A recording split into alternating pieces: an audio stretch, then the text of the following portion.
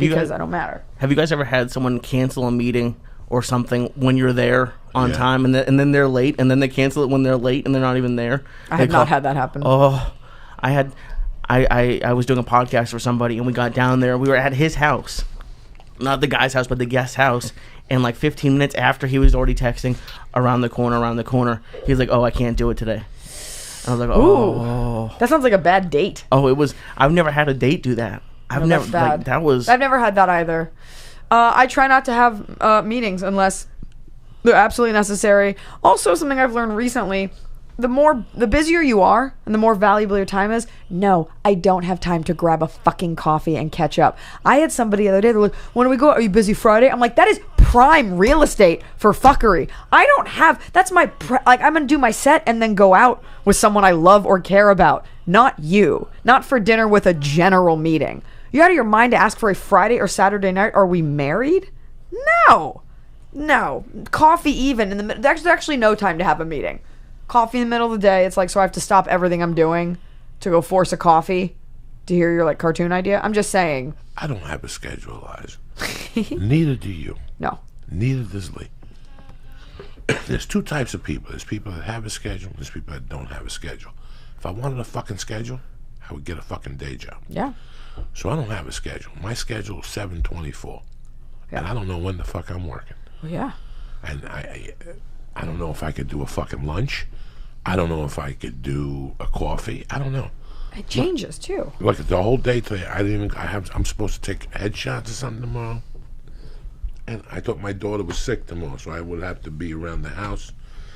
I don't think she's going to stay home now, so now I didn't call the guy tonight. So now I'm the asshole. I got to call the guy. Yeah, you got to call the guy because he probably rented a studio. No, he does it out of his home. It's for CISO.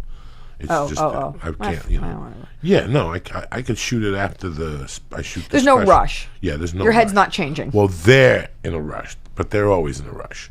But they're in a rush. But yeah, they're always. By the in a way, rush. you're gonna rush. You're gonna kill yourself to get these headshots, and then they won't come out for like 2 months. Right, December 8th. You're like, can I just scan this in? Yeah. No, there's. I don't play the game either. I tell them it's by the day. Well, that's always my point of contention with anything. It's sort of the same idea that like.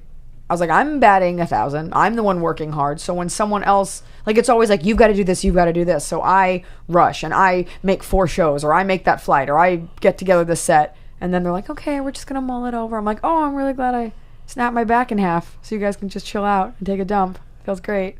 I'll just go fuck myself. Did you start in Dallas? I didn't. I started here. What is it? So you moved here and started fresh. I started all by myself. Fresh here. I went to school in Boston, and I started here. What college did you go to? Went to Emerson. Me too. Yeah. Oh yeah. Yeah, that's why you're in production. Class. Yeah, I was 2010. And you didn't bump into each other? No. He's 5 years younger than me. Wow. And then it was funny. I actually turned down a job. It was right as I was getting into the industry. I almost worked on your show. What show? The dating show. Excuse? Yeah. Excuse. Oh really?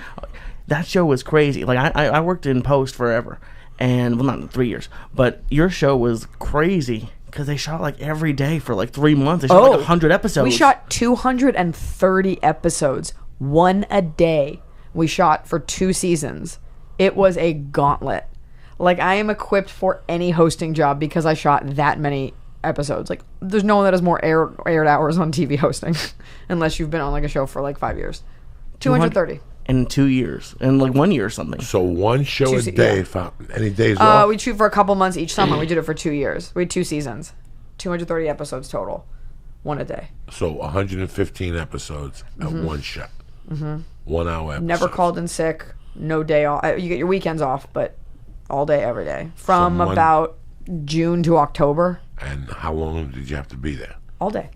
9 to 9? All day. I get there 8 or 9. Let's call that. You do your hair, your makeup, you come down. I film the first act and the people like go on their dates.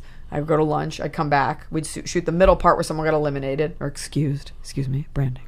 And then a little bit later that afternoon or night or early evening is when the elimination part.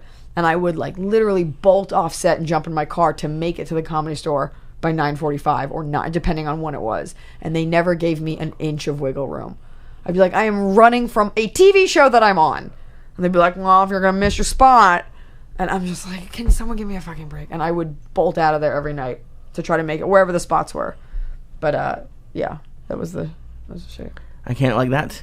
It's funny working on that on the other side of TV, especially when you have, because you've done a couple specials, and then with what Joey was talking about, like they're really anxious for these pictures, but these pictures, they're just anxious because it's on a to-do list, Right. and there's no real angle. Like it used to kill me when the network or the head of the production company would come in, because stuff would be cleaned, moved around. Right. They'd put the best people up front. It was crazy. It's a crazy experience to go through.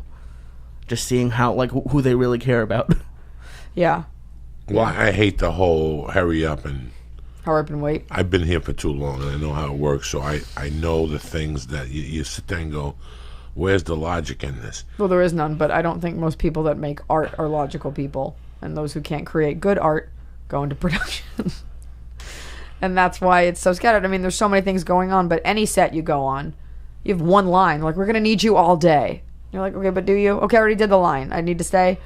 About one line on Spider-Man 2, 14 fucking days. Oh my God. Oh, from every angle. 6 to midnight. It's almost not even worth it. Let me tell you what I would do. At 6 o'clock, I would just fucking hide. Yeah.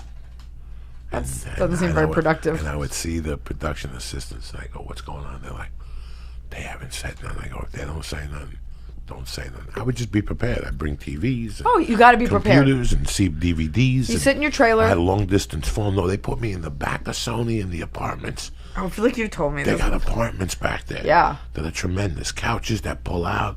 Like they were there, like from World War II. I don't fucking know, but they redid them. Yeah. The showers. I mean, guys, it was bigger than this. It's nice. Yeah, bigger than this. Door, couch opens Well, here's up. the thing. You're saying I'm hiding. They don't want you. The less people on set, the better. Well, Raimi would always go, listen, Joey, you're too big for the fucking train. I can't have you in this fucking train. Right. So do me a favor. Just go to the trailer and wait till I call you. And I would drink, what's that fucking juice that was like 22 bottles? Pomegranate? Pomegranate. They had it. I mean, it was the best. Super, yeah. It was the best. It was the best food movie I've ever been on. Right. I mean, they had tables upon tables upon tables of just breakfast stuff. Yeah. Lox, bagels, oatmeals, French toast, all those juices, all the coffees, Starbucks. I mean, they just had everything. Lunches, they paid you $25 to go get your own lunch, but they brought in lunch. Right. Fridays was steak and lobster tails.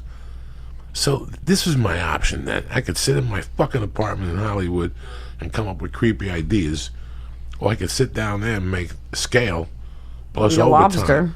Yeah.